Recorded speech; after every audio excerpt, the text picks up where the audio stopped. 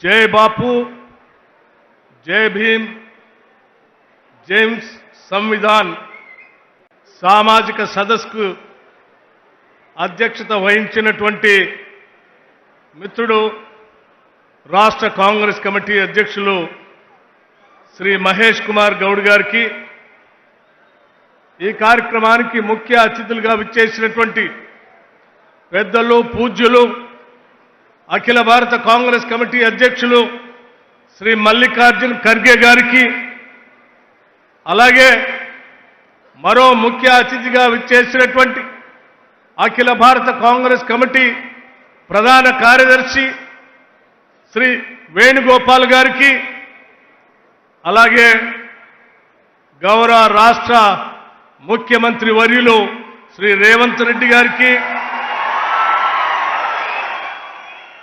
రాష్ట్ర కాంగ్రెస్ వ్యవహారాల ఇన్ఛార్జ్ మీనాక్షి నటరాజన్ గారికి ఇంకా వేదిక మీద ఉన్నటువంటి నా తోటి సహచర మంత్రివర్గ సభ్యులందరికీ సిడబ్ల్యూసి సభ్యులకి జిల్లా కాంగ్రెస్ కమిటీ అధ్యక్షులకి రాష్ట్ర కాంగ్రెస్ కార్యవర్గ సభ్యులందరికీ అలాగే ఈ సంవిధాన సామాజిక న్యాయ సదస్సుకు మారుమూల ప్రాంతాల నుంచి సహితం అనేక గ్రామాల నుంచి కదిలి వచ్చినటువంటి ప్రాణ సమానులైన కాంగ్రెస్ నాయకులారా మీ అందరికి కూడా ముందుగా నా హృదయపూర్వకమైనటువంటి నమస్కారాలు తెలియజేస్తా ఉన్నాను.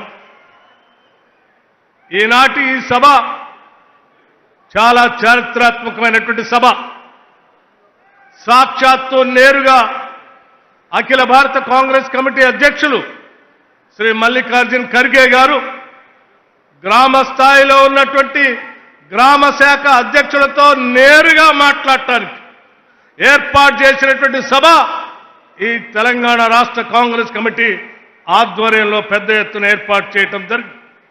వచ్చిన మీ అందరికి కూడా మరొక్కసారి నా హృదయపూర్వకమైనటువంటి అభినందనలు తెలియజేస్తూ మన కోసం ఎంతో దూరం నుంచి వచ్చి సందేశం ఇచ్చినటువంటి పెద్దలకి ధన్యవాదాలు కూడా తెలియజేస్తూ చిన్న విషయాలు 2-3 విషయాలు చెప్పి ముగిస్తాను. మిత్రులారా, ఈరోజు దేశంలో ఒక సైద్ధాంతిక పోరాటం జరుగుతూ ఉంది.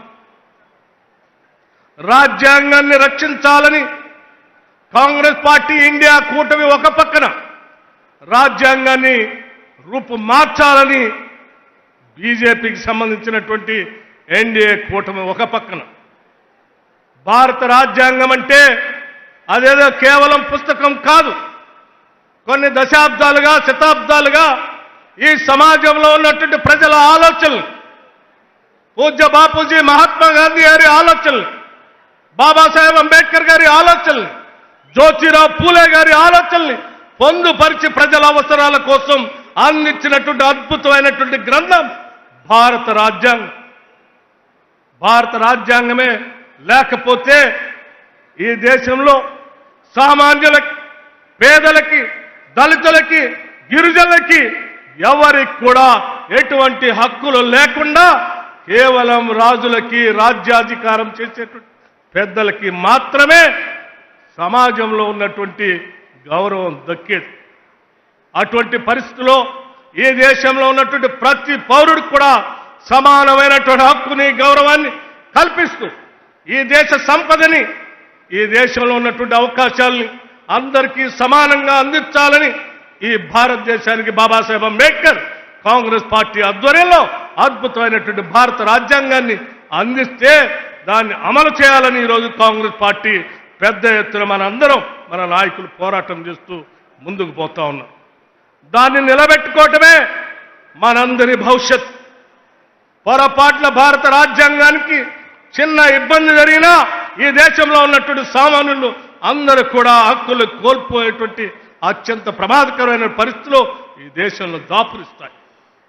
అటువంటి రాజ్యాంగ స్ఫూర్తితో కాంగ్రెస్ పార్టీ ఇచ్చినటువంటి పిలుపుతో ఈ రాష్ట్రంలో మీ అందరి ఆశీస్సులతో అధికారంలోకి వచ్చినటువంటి కాంగ్రెస్ ప్రభుత్వం వచ్చిన నాటి నుంచి ఈనాటి వరకు ఆ సామాజిక న్యాయ సూత్రాన్ని అమలు చేస్తూ అనేక రకాలైనటువంటి సంక్షేమ పథకాల్ని ఈరోజు రాష్ట్రంలో తీసుకొని వచ్చారు.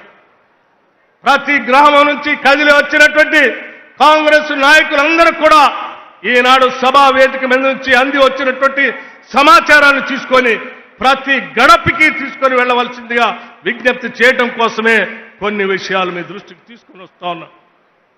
10 ఏళ్లు ఈ రాష్ట్రాన్ని దోపిడీ చేసినటువంటి టీఆర్ఎస్ పార్టీ, లేకపోతే ప్రజల గురించి ఏమాత్రం పట్టించుకోనటువంటి భారతీయ జనతా పార్టీ కాంగ్రెస్ ప్రభుత్వం పైన అవాకులు చెవాకులు పేర్లు బురద జల్లేటువంటి కార్యక్రమం చేస్తా ఉన్నాం. అందుకే వాస్తవాల్ని మీ అందరి ముందు ఉంచి మీ ద్వారా ప్రతి ఇంటికి సమాచారాన్ని చేరవేయాలనేటువంటి ఆలోచనతోనే కొన్ని లెక్కలతో సహా కొన్ని అంశాలు మీ దృష్టికి తీసుకుని రాదలుచుకున్నాం. మిత్రులారా, ఆలోచన చేయండి. ఈరోజు రాష్ట్రంలో ఉన్నటువంటి రైతాంగ సోదరుల కోసం కాంగ్రెస్ ప్రభుత్వం ఆనాడిచ్చినటువంటి హామీ మేరకు రైతు భరోసా పేరు మీద దాదాపు 69 లక్షల కుటుంబాలకి, రైతాంగ సోదరులకి ఇప్పటికీ 21,832 కోట్ల రూపాయల్ని రైతు భరోసా పేరు మీద రైతుల అకౌంట్లో వేశాం. కేవలం 9 రోజుల్లో 9,000 కోట్లని బహుశా భారతదేశ చరిత్రలో ఎవరు వేసిండరు. అది మన ప్రభుత్వం, మన రాష్ట్రంలో మనమే వేశాం. కేవలం 9 రోజుల్లో 9,000 కోట్లు.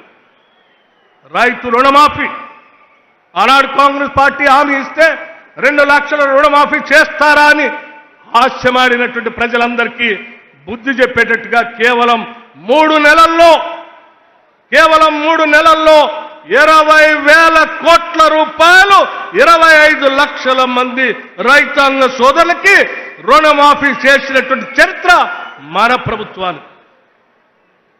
అంతేకాదు మిత్రులారా, అదే రైతాంగ సోదరులు పండించినటువంటి ధాన్యాన్ని, సన్న ఓట్లు ధాన్యానికి కొనటానికి బోనస్ పేరు మీద ఒక్కొక్క క్వింటాల్కి 500 రూపాయల లెక్క ఈ రోజు కొనుగోలు చేసినటువంటి ప్రతి క్వింటాల్కి వారి అకౌంట్లో డబ్బులు వేశాం.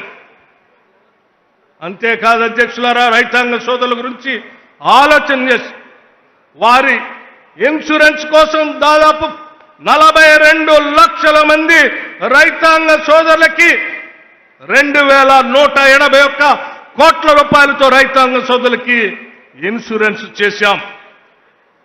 రిలీఫ్ మెజర్ సబ్జెక్ట్ 10 సంవత్సరాలు పంట నష్టం జరిగితే ఏ ఒక్కరోజు కూడా పట్టించుకోనటువంటి టీఆర్ఎస్ ప్రభుత్వానికి సంబంధించిన ఆనాటి నాయకులు ఈరోజు మాట్లాడుతూ ఉన్నారు రైతుల గురించి. మన ప్రభుత్వం రాగానే పంట నష్ట పరిహారాన్ని అంచనా వేసి లెక్కగట్టి దాదాపు 260 కోట్ల రూపాయల్ని ఈ రాష్ట్రంలో పంపిణీ చేసిన చరిత్ర కాంగ్రెస్ ప్రభుత్వాన్ని. పవర్ సబ్సిడీ స్నేహితులారా, రైతాంగ సోదరుల కోసం ఈ రాష్ట్రంలో 29 లక్షల పంపు సెట్లకి 29 లక్షల వ్యవసాయ పంపు సెట్లకి ఇప్పటికే 17,000 కోట్ల రూపాయల్ని ప్రభుత్వం విద్యుత్ శాఖకి రైతుల పక్షాన కట్టిందని చెప్పడానికి నేను గర్వంగా చెప్తా ఉన్నా. అధ్యక్ష, మీ అనుమతితో ఇంకా 2 విషయాలు.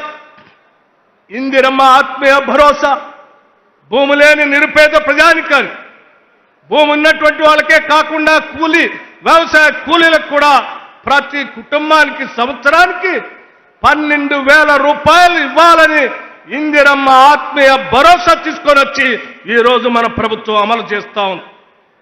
అట్లాగే మిత్రులారా, చేయూత పథకానికి 43 లక్షల మందికి 17,000 కోట్ల రూపాయలు ఇప్పటికీ పంపిణీ చేశాం పెన్షన్దారులకు.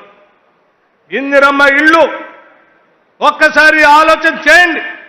ప్రతి ఇంటికి 5 లక్షల రూపాయల లెక్కన ప్రతి శాసనసభ నియోజకవర్గంలో 3,500 ఇళ్లకు తగ్గకుండా రాష్ట్రంలో 4,50,000 ఇళ్లకి 22,500 కోట్ల రూపాయలతో ఈ రాష్ట్ర ప్రభుత్వం ఇందిరమ్మ ఇళ్లని శాంక్షన్ చేసింది. అట్లాగే మహాలక్ష్మి, రాష్ట్రంలో ఉన్నటువంటి మహిళలందరూ ఉచితంగా ఆర్టీసీ బస్సులో ప్రయాణం చేయటం కోసం దాదాపు 188 కోట్ల సారి ఈ రాష్ట్రంలో మహిళలు ప్రయాణం చేస్తే వాళ్ళందరూ కలిపి దాదాపు 4,500 కోట్ల రూపాయలు ఇప్పటికే ఆర్టీసీకి రాష్ట్ర ప్రభుత్వం చెల్లించింది. గృహజ్యోతి మిత్రులారా ఆలోచన చేయండి. ఈరోజు గ్రామీణ ప్రాంతాల నుంచి వచ్చినటువంటి వాళ్ళు దాదాపు ప్రతి గ్రామంలో 80% ప్రజానికం 200 యూనిట్ల ఉచిత కరెంటుని అనుభవిస్తూ దాదాపు 51 లక్షల కుటుంబాలకి 51 లక్ష కుటుంబాలకి ఈరోజు ఉచితంగా 200 యూనిట్లు పవర్ ఇస్తూ వాళ్ళ కోసం 2110 కోట్ల రూపాయలు ఇప్పటికి రాష్ట్ర ప్రభుత్వం విద్యుత్ శాఖకి నిధులు చెల్లించింది. ఎల్పిజి సిలిండర్ పేదవాళ్ళకి 500 రూపాయలకే ఎల్పిజి సిలిండర్ ఇవ్వాలని ఆనాడు కాంగ్రెస్ ప్రభుత్వం పార్టీ అధికారంలో ఇస్తామని హామీ మేరకు ఇప్పటివరకు రాష్ట్ర వ్యాప్తంగా 641 కోట్ల రూపాయల్ని ఎల్పిజి సిలిండర్ 500కే ఇచ్చేటట్టుగా ఈరోజు రాష్ట్ర ప్రభుత్వం నిధులు చెల్లించి. మిత్రులారా ఒక్కసారి ఆలోచన చేయండి. పేదవాళ్ళు బడుగు బలహీన వర్గాలకు సంబంధించినటువంటి వాళ్ళు అనారోగ్యానికి గురైతే వైద్యం చేపించుకోవడానికి అవకాశం లేకపోతే కాంగ్రెస్ ప్రభుత్వం రాగానే 10 లక్షల రూపాయల వరకు రాజీవ్ ఆరోగ్యశ్రీ పథకాన్ని పెంచి ఈరోజు రాష్ట్ర వ్యాప్తంగా 93 లక్షల కుటుంబాలకి ఈరోజు రాజీవ్ ఆరోగ్యశ్రీ పథకాన్ని అమలు చేస్తా ఉన్నాం. అట్లాగే వడ్డీ లేని రుణాలు రాష్ట్రంలో ఉన్నటువంటి మహిళలందరికీ 20,000 కోట్ల రూపాయల సంవత్సరానికి వడ్డీ లేని రుణాలు ఇవ్వాలని ఆలోచన చేయటమే కాదు, ఈ సంవత్సరం 21,000 కోట్ల రూపాయలు దాటాం. 5 సంవత్సరాల్లో 1,00,000 కోట్ల రూపాయల్ని మహిళలందరికీ వడ్డీ లేని రుణాలను ఇచ్చేటువంటి కార్యక్రమాన్ని కాంగ్రెస్ ప్రభుత్వం చేపట్టిందని చెప్పి సగౌరవంగా మీ అందరికీ తెలియజేస్తా ఉన్నాం. మిత్రులారా రైస్ సబ్సిడీ సన్న బియ్యం ఈరోజు రాష్ట్ర వ్యాప్తంగా 93 లక్షల కుటుంబాలు, బహుశా దేశంలో ఎక్కడా లేదు ఇది. రేషన్ కార్డు వాళ్ళందరికీ సన్న బియ్యం ఇచ్చి ఫైన్ రైస్ ఇచ్చి ఈరోజు దాదాపు వడ్లతో కానీ సన్న బియ్యంతో కానీ 13,500 కోట్ల రూపాయలు వెచ్చించి రాష్ట్రంలో పేదలందరికీ సన్న బియ్యం ఇస్తా ఉన్నాం. వీటితో పాటు రాష్ట్రంలో ఉన్నటువంటి విద్యార్థులు చదువుకోవటం కోసం young India integrated residential schools అభూతోన భవిష్యత్ ఒక్కొక్క స్కూలు 200 కోట్ల రూపాయలతో 25 ఎకరాలకు తగ్గకుండా ఈ రాష్ట్రంలో 105 స్కూల్స్ ని ఒకటేసారి శాంక్షన్ చేసినటువంటి చరిత్ర మన ప్రభుత్వాన్ని. గర్వంగా గ్రామాల్లోకి వెళ్ళి చెప్పండి. ఈ రాష్ట్రంలో ఉన్నటువంటి పేద గిరిజన కుటుంబాలకు వాళ్ళందరికీ ఆనాటి కాంగ్రెస్ ప్రభుత్వం ఫారెస్ట్ రైట్స్ యాక్ట్ కింద ఇచ్చినటువంటి దాదాపు 6,70,000 ఎకరాలకు ఈరోజు ఇందిరా సవర గిరి జల వికాసం అనే పథకం పెట్టి 12,500 కోట్ల రూపాయలతో నల్లమల్ల అడవుల్లో రాష్ట్ర ముఖ్యమంత్రి రేవంత్ రెడ్డి గారు లాంఛనంగా ప్రారంభం చేస్తే ఆదిలాబాద్ నుంచి అటు భద్రాచలం వరకు అటు కృష్ణా పరివాహక ప్రాంతంలో ఉన్న 6,70,000 ఎకరాలకి సోలార్ పంప్ సెట్లతో పాటు డ్రిప్ ఇరిగేషన్ స్ప్రింక్లర్స్ ఇచ్చి వాళ్ళు అద్భుతంగా ఉద్యానవన పంటలు పెంచుకోవటానికి కావాల్సిన ఏర్పాట్లు ఈ రాష్ట్ర ప్రభుత్వం చేస్తూ ఉంది. ఇటువంటి అనేక సంక్షేమ కార్యక్రమాలు ఈరోజు బహుశా ఈ రాష్ట్రంలో ఎవరు చేసి ఉండరు, ఈరోజు మనం తప్ప ఎవరు చేయలేరు. కేవలం సంవత్సరాల కాలంలో ఇన్ని సంక్షేమ కార్యక్రమాలు చేసి ప్రజల కోసం నిలబెట్టినటువంటి ప్రభుత్వం ఇందిరమ్మ ప్రభుత్వం, ప్రభుత్వం, ప్రజా సంక్షేమం కోసం పనిచేసే ప్రభుత్వం. ఇటువంటి సంక్షేమ కార్యక్రమాలు ప్రజలకు చేరుతా ఉంటే చూసి తట్టుకోలేక ఏడ్చేటువంటి రాజకీయ పార్టీల నాయకులకి ఇంటింటికి వెళ్ళి మీరు వాళ్ళకి తెలియజెప్పి వాళ్ళకి ఇలా విమర్శలు చేసేటువంటి వాళ్ళందరికీ కూడా బుద్ధి చెప్పాలని ఈ సంక్షేమ కార్యక్రమాలని ప్రతి గడపకి తీసుకొని వెళ్ళాలని చెప్పి మీ అందరికీ నేను సవినయంగా విజ్ఞప్తి చేస్తూ ఇచ్చిన అవకాశాన్ని సద్వినియోగం చేస్తూ ప్రజల కోసమే ఈ రాష్ట్ర ప్రభుత్వం పనిచేస్తుందని మాటిస్తూ ముగిస్తా ఉన్నాను. జై హింద్, జై కాంగ్రెస్. మిత్రులారా